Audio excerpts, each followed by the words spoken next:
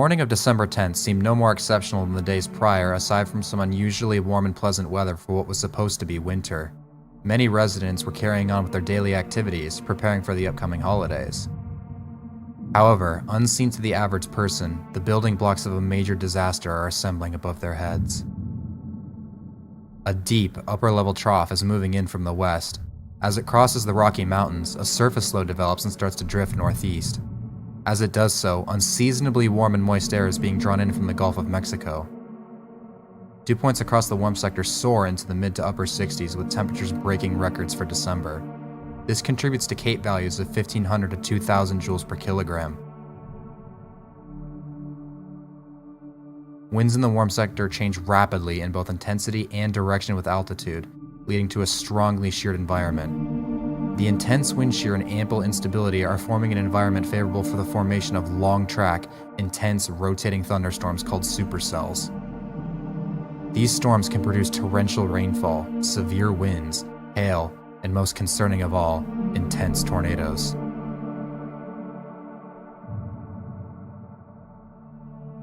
Noting the risk for severe weather, the Storm Prediction Center denotes a level 4 out of 5 moderate risk for the area, including the risk for strong nocturnal tornadoes. The environment is primed. All that is needed is a trigger.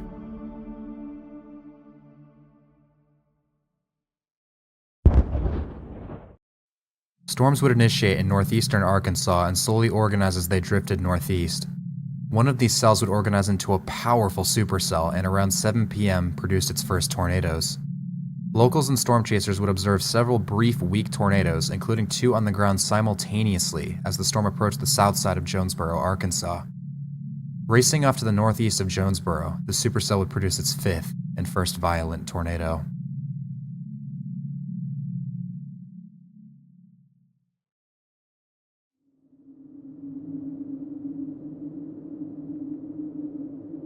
The tornado would cause its first damage at 7:07 p.m. Central Standard Time, inflicting minor EF0 to EF1 damage early on before quickly intensifying to EF2 strength.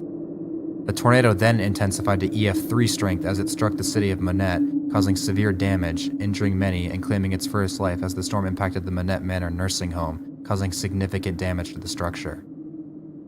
The tornado would continue to cause severe damage as it impacted the town of Leachville, Arkansas, and claimed another life as it destroyed a Dollar General. The tornado fluctuated in intensity as it crossed into Missouri before abruptly becoming violent as it approached the town of Hayti, causing EF4 damage and claiming 2 more victims, one of which was tragically a 9-year-old girl.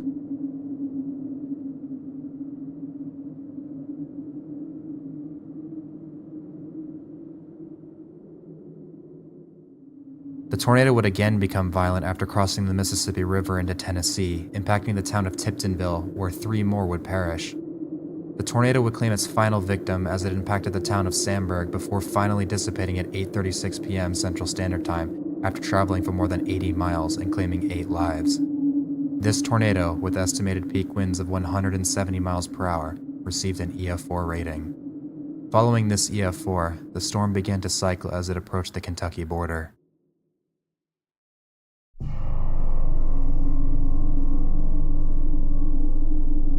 The tornado would inflict its first damage near the Woodland Mills area before racing off to the northeast and rapidly intensifying as it crossed the border into Kentucky. On approach to Casey, Kentucky, the tornado became violent, sweeping many structures off their foundations and badly damaging the fire department. The tornado claimed 1 life and injured several others before exiting Casey. Damage here would peak at low-end EF4 intensity. The tornado continued its track to the northeast, carving in deep scour marks and trenches into the ground, indicating it was still extremely violent. The tornado continued to inflict significant damage as it drew closer and closer to the city of Mayfield, Kentucky, a city of more than 10,000 people. The debris ball is now coming into Mayfield. Send some prayers to Mayfield right now. Let's keep our friends in prayer. The tornado roared into the southwestern fringes of Mayfield around 9:25 p.m. at EF4 intensity, obliterating several well-built structures, sweeping their foundations clean of debris and shredding a candle factory to the ground with more than 100 workers inside, resulting in 8 deaths and numerous injuries. With it now clear that a violent tornado would hit the heart of Mayfield, the National Weather Service issued a tornado emergency. At 9:26 p.m., Mayfield was swallowed by the ferocious winds of the tornado. The twister directly impacted the downtown area, destroying several well-built multi-story buildings as it carved its way through the center of the city.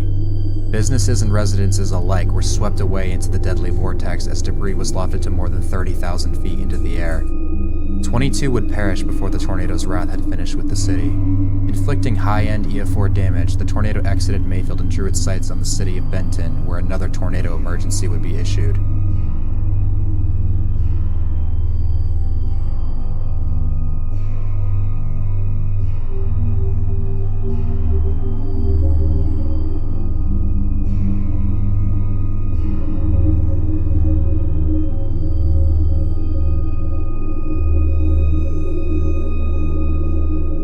The tornado would ultimately spare Benton, passing just to the north of town. However, in doing so, the tornado closed in on the small community of Cambridge Shores.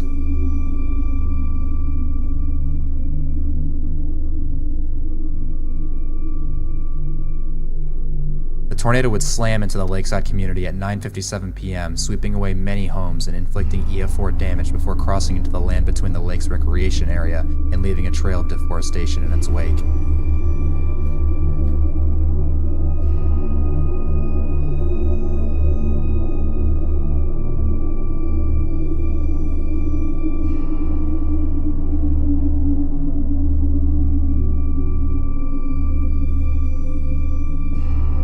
After crossing the lakes, the tornado began to close the distance to the town of Princeton, prompting another tornado emergency to be issued.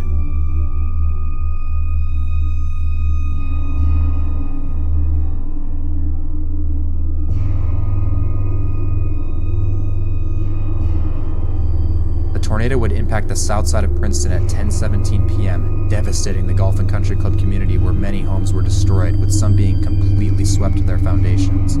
The tornado would reach EF4 intensity here and claim 4 more lives before exiting the town, carving deep cycloidal marks into the earth.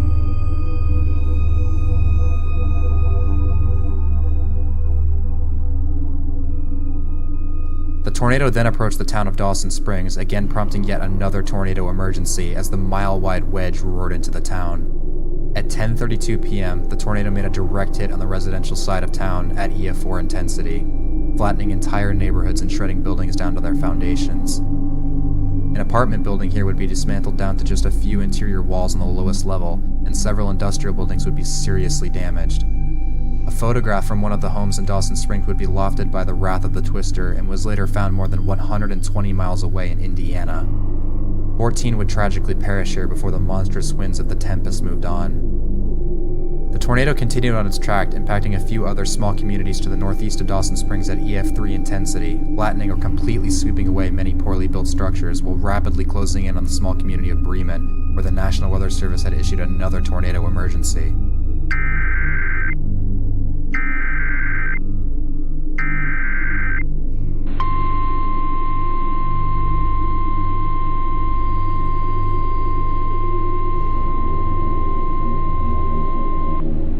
Emergency for Bremen, Kentucky. The National Weather Service in Paducah has issued a tornado warning for northern Muhlenberg County in south-central Kentucky, southeastern McLean County in northwestern Kentucky until 11:15 p.m. Central Standard Time. As the tornado approached the north side of Bremen, it suddenly intensified to near EF5 strength, obliterating several well-built structures and sweeping their slabs completely clean of debris. Trees sustained severe debarking and denutting. The ground was scoured. Several vehicles were thrown and the debris from slabbed homes were windrowed through the farmland by the violent winds.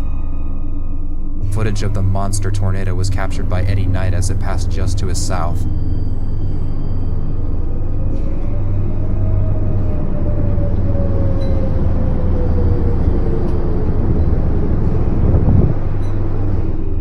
Continuing through Bremen, the tornado would sweep away several more homes, scouring the foundation and driveway. Several poorly constructed residents and manufactured homes would be completely destroyed and swept away as the tornado finally left Bremen, taking 11 more lives with it.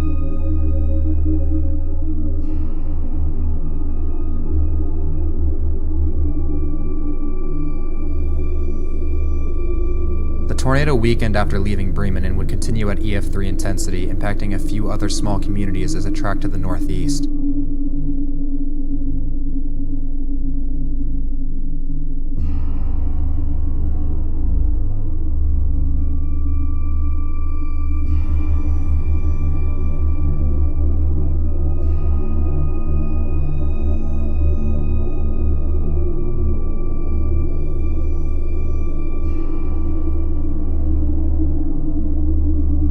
The Supercell began to cross into less favorable conditions as storm coverage increased and its inflow was interfered with. Tracking for roughly another 40 miles through a mostly rural area, the tornado began to gradually weaken before finally dissipating at 11:48 p.m. near the Rough River Dam State Park.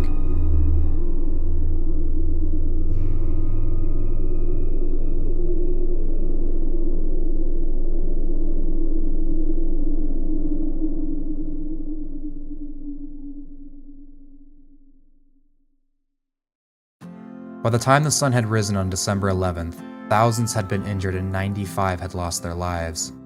The Western Kentucky tornado made up a vast majority of the casualties at 57 and had traveled for more than 165 miles in roughly 3 hours, leaving catastrophic damage in its wake. The daylight would reveal town after town after town had suffered devastating losses. In one evening, an invisible horror had changed the history of this region forever. After surveying the damage caused by the Western Kentucky tornado, it was determined that the twister had peak winds of 190 miles per hour, earning it an EF4 rating. The poor construction quality of many of the homes in this region and the fact the tornado occurred after dark certainly contributed to the tragically high death toll, becoming the single deadliest tornado since the Joplin EF5 10 years earlier. Perhaps the most haunting aspect of this tragedy was the fact that many of the people in the path of the storm were well warned and were fully aware of the disaster that was roaring towards them. However, many had nowhere else to go and were forced to ride out a violent tornado in their homes. I can't begin to imagine the horror of knowing such a calamity is racing towards you and you have nowhere to hide. When a town is hit by a violent tornado, it's never the same again, but time can help heal the wounds.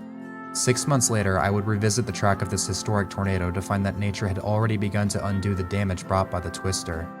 To my surprise, some of the homes in some of the hardest hit areas have already been rebuilt. However, most of the impacted areas are still reeling from the destruction and are going to need help with the recovery efforts for years to come.